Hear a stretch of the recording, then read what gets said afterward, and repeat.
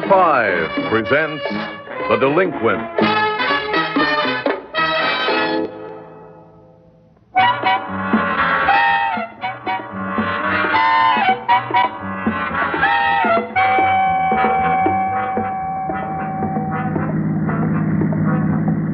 Here it is, Jill, baby.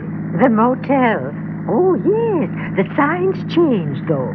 Looks the same to me. Oh, they've got a new proprietor, Mrs. Wells Prop. Okay, so they got a new proprietor. It's still our motel, baby. You can say that again, Bud. Want to come in while I register? We'll get some soda water to spike the booze with. Oh, you're real groovy, Bud.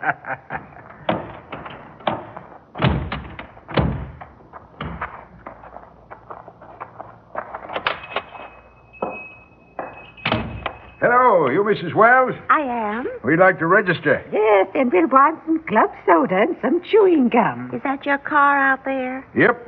Don't look like much, but I like labored on it, and it'll do 120. Have you got the registration for the car? Now, what kind of a question's that? Well, Natch, he's got it. My gosh, suspicion, prejudice. Have you got identification? Look, I'm Bud Tuttle. I've been, coming here every year, and... Do you two have any money?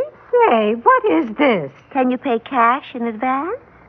Well, I've got cash, sure, but every year before this... Have you got luggage? Well, I like that. Look, Mrs. Wells, I guess maybe you don't understand who we are. You're new here, but we aren't. Dig? We're certainly not new here, are we, Jill, baby? Huh? I should guess not. Have you got any luggage with you? Yeah. Now, can I register? Are you two married? Now, what kind of a question is that? A simple one. Are you two married? Oh, now, look here. What's that got to do with it? I'm the owner here, and I would like to know... Look, you got us wrong. We're like regular, steady customers every year. Sure. You can ask the others. What others? The others. They must have got here a day or two ago. That's right. Most of them, anyway. They'll vouch for us. You ask them. There aren't any others here. Oh, now, look, Mrs. Wells. What are you trying to hand us anyway? I said there aren't any others here. But there's got to be.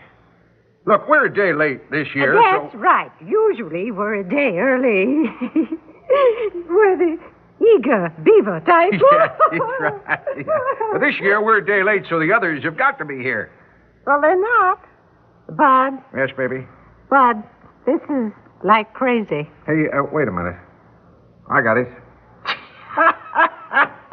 This is a practical joke. Oh, Bud, you think so? Sure it is. We're on to you, Mrs. Wells.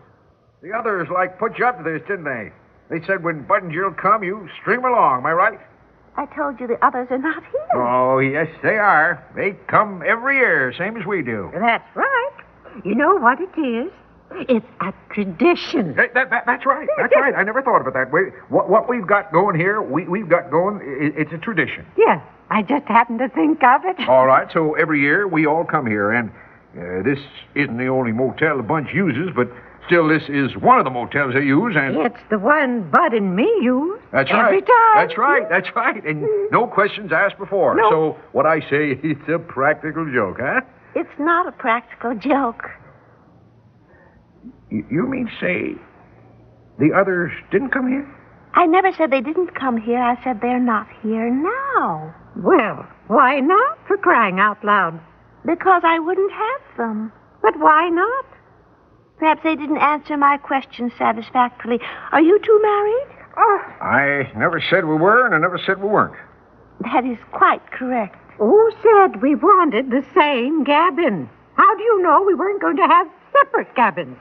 All you have to do is answer my questions, which you haven't done yet. We can always go to one of the other motels, you know. Well, go right ahead. Look, you don't dig. We come here every year, and... I understand perfectly. You come here every year, and that's why I don't want you.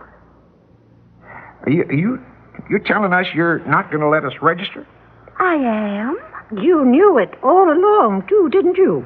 That's right. Well, someday our generation is going to take over, and you'll see. That's right, you creep. You'd better leave now. Don't worry. Come on, Jill, baby. Sure. Let's get out of here.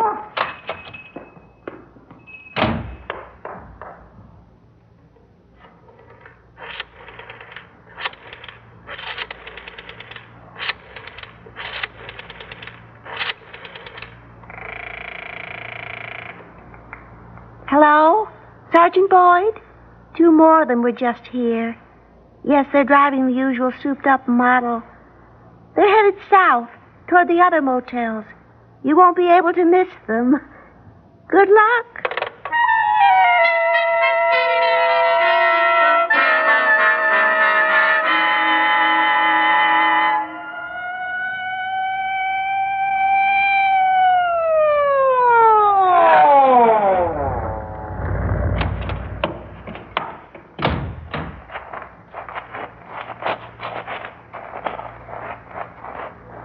Let me see your license.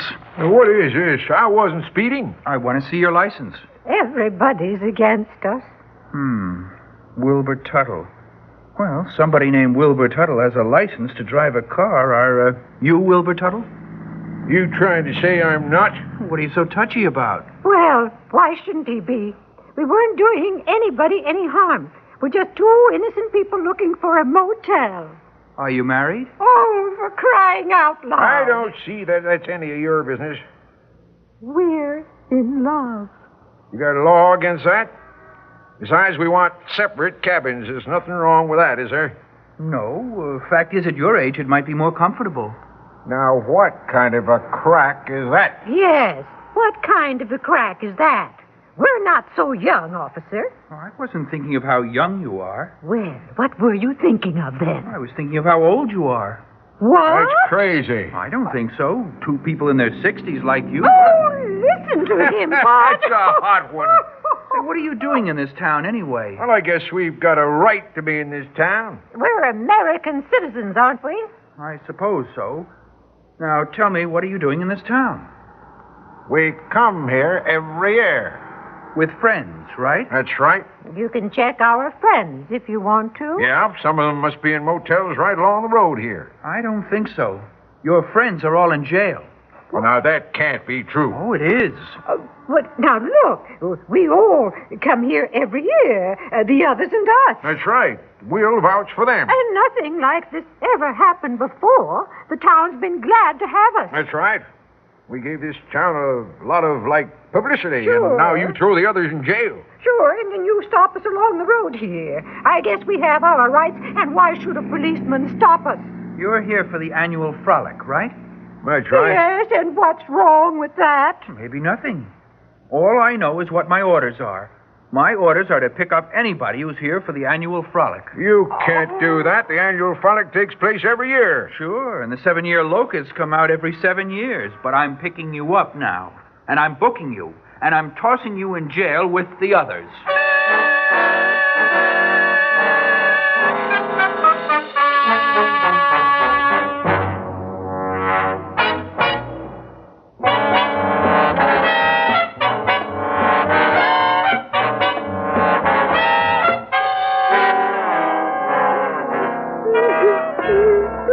Gosh, Jill, I'm sorry. The rest of you should have warned us. Well, how could we? They picked us up and brought us right here to jail before we knew what was happening. They're against us. That's what they are. It isn't fair. Don't I know it? And why don't they pick up murderers and people like that? But no, they pick up just people who want to have a little fun. You can say that again. It isn't fair. Do I look all right, Jill?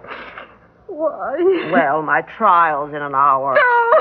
Oh, don't cry. Now, how can I help it? They're going to take you out of here, put you on trial, and then I won't have a cellmate. I'm going to show my legs to the jury. And I'll have to be in here in the cell all alone, all night long, until they try me tomorrow morning. It isn't fair.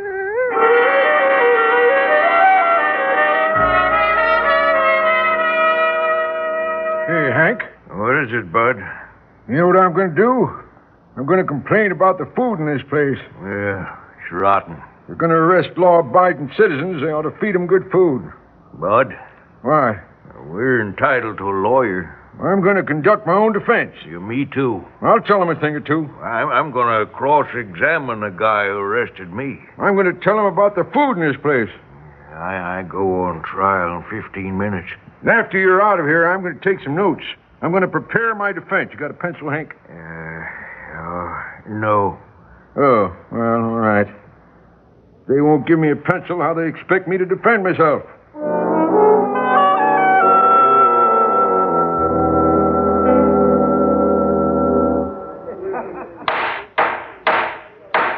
This court is in session. Your Honor, I The want to... defendant will be quiet. But, Your Honor, I want to protest against I said the defendant will be quiet.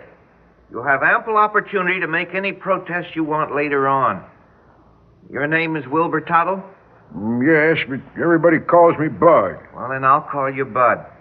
And your name is Jill Tuttle? Yes, sir. All right. Now, Bud and Jill, in view of the fact that you people are obviously in your 60s... I object! We haven't started the trial yet. I'm just explaining procedure. Oh. I was going to say that since you were in your 60s, you would be within your rights in demanding to be tried in a regular court. Isn't this a regular court? Oh, this is juvenile court. What? Well, that's all right then. That's where we should be tried. No, I object. Your Honor, why are there no spectators?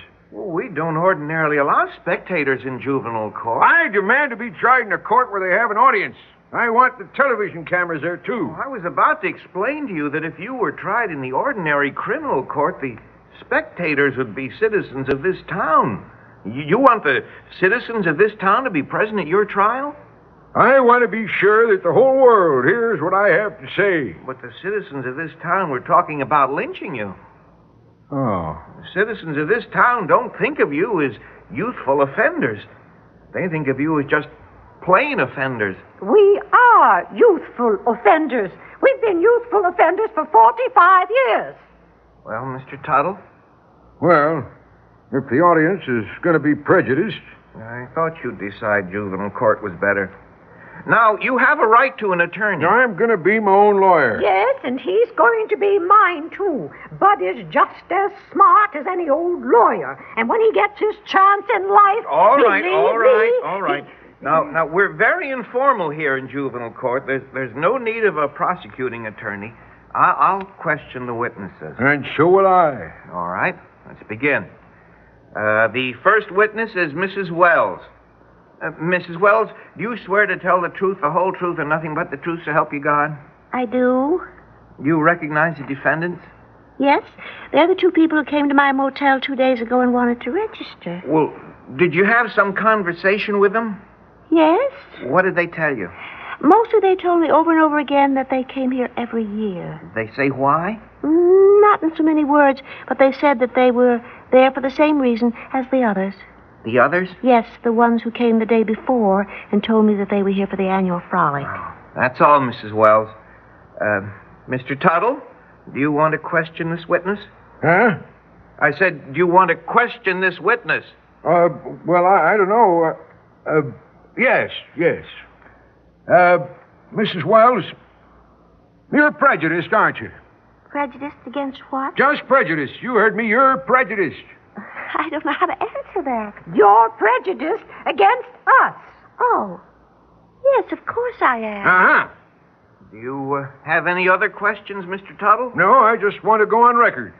Go on record as saying what? Uh-huh. Oh. Well, your remark has been duly recorded. Mrs. Wells, you may step down. The next witness is Sergeant Boyd. Sergeant, you promise to tell the truth, the whole truth, and nothing but the truth, so help you God? I do. Sergeant Boyd, did you stop these defendants when they were driving along the road south of town 2 days ago? I did. We didn't try to run away, did we? Attaboy, Bud! Order!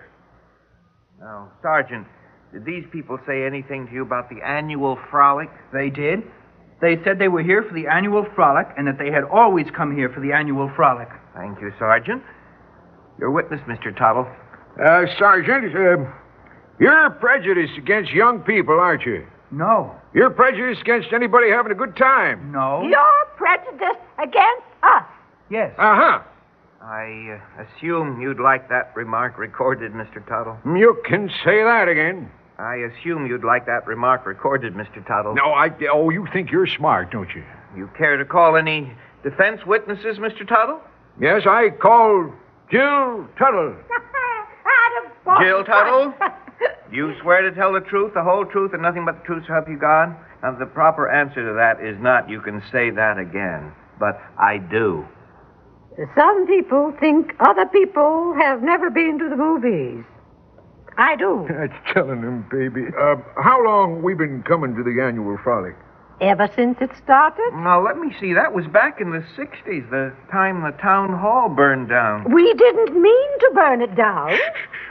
The annual frolic got a lot of publicity for this town, didn't it? Oh, yes. There were big stories in the papers every year. Most people had never heard of this creepy town if it wasn't for the annual frolic, isn't that right? You can say that again, Bud. What was the annual frolic for every year? To have some fun. Now, as an experienced annual frolicker, would you say the young people can keep things bottled up inside them all the time? Oh, no. That's very bad for you. Well, is it very good for you to riot? If it's just youthful pranks, I don't believe in riots that are, serious. Tearing down fences is just funny, huh? Well, gosh, sure it is. I mean, it isn't serious. Well, I remember one of those stories in the paper that you referred to. The annual frolickers burned up a farmer's garden. You remember that? You remember what happened after that? Well, yes, but how can you blame it on us if the fire department let it catch on the house and a whole street full of houses burned down? Well, don't the frolickers sometimes take things that don't belong to them? Oh, now, wait a minute. If you're trying to say we're guilty of breaking and entering, we never took anything from any store in this town unless the window was open and we could reach in and get it without entering at all. No, sir? Who broke the windows? Some rocks did. Well, I won't make the obvious answer to that. You have any more questions for this witness? I just have one question for you, Judge. Does the town provide us with any recreation centers? Answer me that. Does the town provide us with any recreation centers? Well, actually, the town does. But not enough, I'll admit. Aha! Any further questions? Nope. All right. I've heard all the testimony. Now, Jill, I'm going to ask you to look at Bud. What do you see? I see Bud. What color's his hair? It's brown. It's always been brown. Look again, Jill. But don't look, Jill, no. What do you see, Jill? Gray. Bud, look at Jill. What do you see? Her hair's brown. I know, quite obviously dyed, but what do you see around her eyes? I won't look. Well, I'll tell you. Wrinkles. And wrinkles in her cheeks, and her neck is scrawny. Now look at each other, both of you. Jill. Bud. Jill. What happened to you? Oh, Bud. You've grown old. I'm a judge. A member of the older generation. Now, you look at each other and then look at me. Who's the youngest of the three of us? It isn't fair. Everybody's prejudiced against us. I'm going to pass sentence on you two.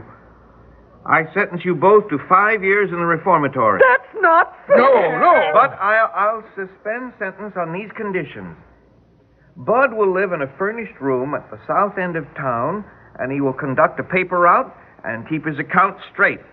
And Jill will take a typing course to fit her for useful work. And both of you will be on probation until you're able to take adult jobs and perform them for 6 months consecutively to my satisfaction. No, this is unfair. I expected this. Grown-ups have always been against us. Grown-ups have made a mess of the world.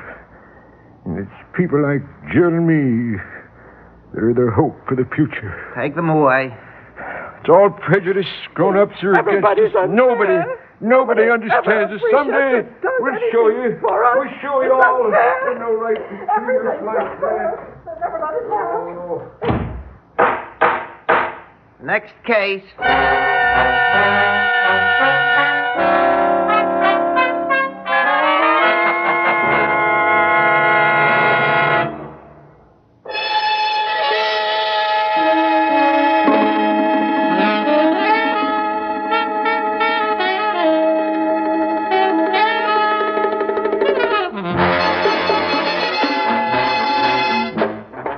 5 has presented The Delinquents, written by Robert Senadella and directed by Ted Bell. In the cast, Vicky Vola, George Petrie, Abby Lewis, Peter Fernandez, and Bill Griffiths. Audio engineer Marty Folia. Sound technician Ed Blaney. Script editor Jack C. Wilson. Original music by Alexander Vlastotsenko. Orchestra under the direction of Glenn Osser. Executive producer for Theater 5, Ted Bell. We invite your comments. Write to Theater 5, New York 23, New York. That's Theater 5, New York 23, New York. This is Fred Foy speaking.